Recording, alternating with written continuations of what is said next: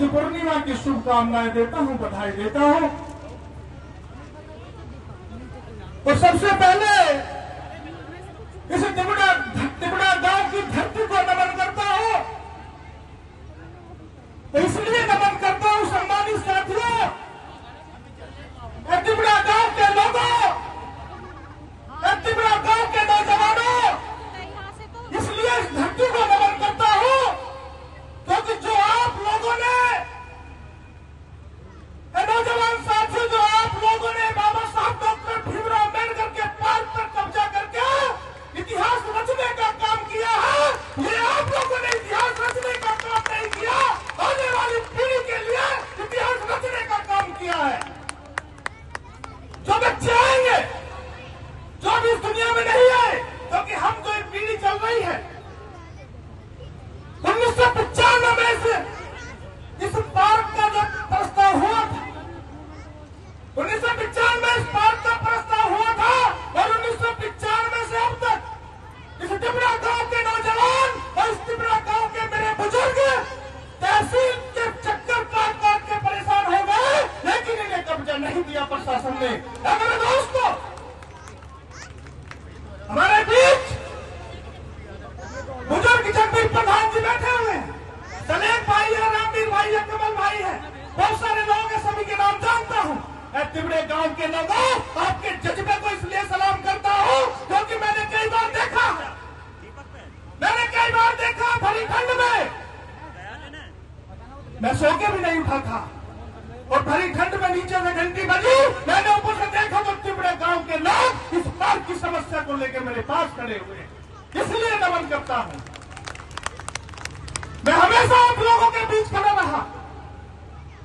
इस पार्क के कब्जा दिलाने में जहां आप लोगों ने मुझे याद किया, चाहे तहसील की बात हो चाहे तिबड़ा की बात हो, ऐसे हमेशा खड़ा रहा। 2 मिनट में बात खत्म करूंगा, हो सकता थोड़ी ज्यादा ले लूं, क्षमा करें। मेरे दोस्तों,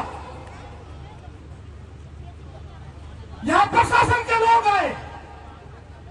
जब प्रशासन के लोग आए तो यहां झगड़े की जो नौबत आ गई, लेकिन तिबड़ा गांव के लोगों ने बड़ी सूझबूझ से झगड़े को खत्म करने का काम किया और उसके बाद प्रशासन पर दबाव बनाकर तिबड़े गांव के लोगों, आप लोगों ने जो ये इतिहास रचा है, आज इस पार्क पर कब्जा लिया है, वो वास्तव में काबिले तारीफ है, इसलिए आप लोगों को नमन और सैल्यूट करता हूं। मेरे दोस्तों, समय बहुत कम है, मुझे जल्दी जाना है। मैं एक बात छोटी सी अपने गौतम बुद्ध के जीवन की, क्योंकि गौतम बुद्ध जयंती है और गौतम बुद्ध जयंती पर अगर गौतम बुद्ध की बात ना रखी जाए तो वो भी गुस्ताखी होगी। मैं आप लोगों को बताना चाहता हूं, गौतम बुद्ध ने जो सच्चाई है, इस धरती पे सच्चाई की खोज की। गौतम बुद्ध सच्चाई के लिए तपस्या कर रहे थे, तो गौतम बुद्ध को लगा 5-7 दिन 8 दिन उन्होंने तपस्या की, उनका शरीर थोड़ा थका सा महसूस हुआ। गौतम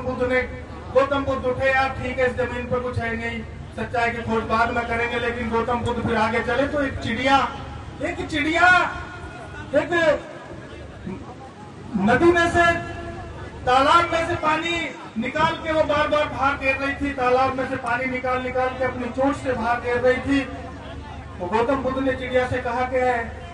इस तालाब को आप कैसे खाली कर सकते हो, आखिर क्या बात है, आपको क्या परेशानी है जो आप तालाब में से चोंच से पानी भर भर के बाहर निकाल रही हो। तो उस चिड़िया ने कहा, गौतम बुद्ध जी, मेरे बच्चे इस तालाब में डूब के मर गए हैं, मेरे बच्चे इस तालाब में डूब के, मेरे बच्चों का शव नहीं मिल रहा है, तो मैं इस अपनी चोंच से प्रयास कर रही हूँ कि इस तालाब को खत्म करने का काम करूं, इसे जो अपनी चोंच में पानी निकाल के कम से कम प्रयास तो कर सकती हूँ। तो उस चिड़िया से बुद्ध भगवान ने सबक लिया कि अगर ये चिड़िया इतना प्रयास कर सकती है तो मैं भी सच्चाई की खोज करूंगा। और बुद्ध भगवान जी बैठ गए सच्चाई की खोज करने के लिए। या सभी राजनीतिक मंच के लोग बैठे हुए हैं, मैं कह नहीं पाऊंगा क्योंकि आप लोग सब समझते हैं कि गौतम बुद्ध ने किस चीज की सच्चाई की खोज करी मेरे नौजवान साथियों। और जब गौतम बुद्ध बरगद के पेड़ के नीचे बैठे तो गौतम बुद्ध ने जब सच्चाई की खोज करी तो उस समय आ गया जब एक सरसों का दाना खाकर गौतम बुद्ध उस बरगद के पेड़ के नीचे बैठे थे। ऐ मेरे नौजवान साथियों, गौतम बुद्ध ने सच्चाई की खोज करी और गौतम बुद्ध ने ये जाना कि इस जमीन पे अगर कुछ है तो कर्म है, इस जमीन पे अगर कर्म करोगे तो वही सब कुछ है, इस जमीन पे कोई कुछ नहीं है। मैं कह नहीं सकता इस राजनीतिक मंच से। मेरे दोस्तों, अभी वो हमारे पूर्व वक्ता बता रहे थे, बाबा साहब डॉक्टर भीमराव अम्बेडकर ने वोट का अधिकार दिया। मेरे नौजवान साथियों, मेरी माताओं बहनों, मैं आप लोगों को भी कहना चाहता हूँ कि बाबा साहब ने वोट के अधिकार के साथ साथ अगर आप लोगों को जीने का अधिकार दिया है, अगर देश की नारी को जीने का अधिकार दिया है, अगर आप अच्छी अच्छी साड़ी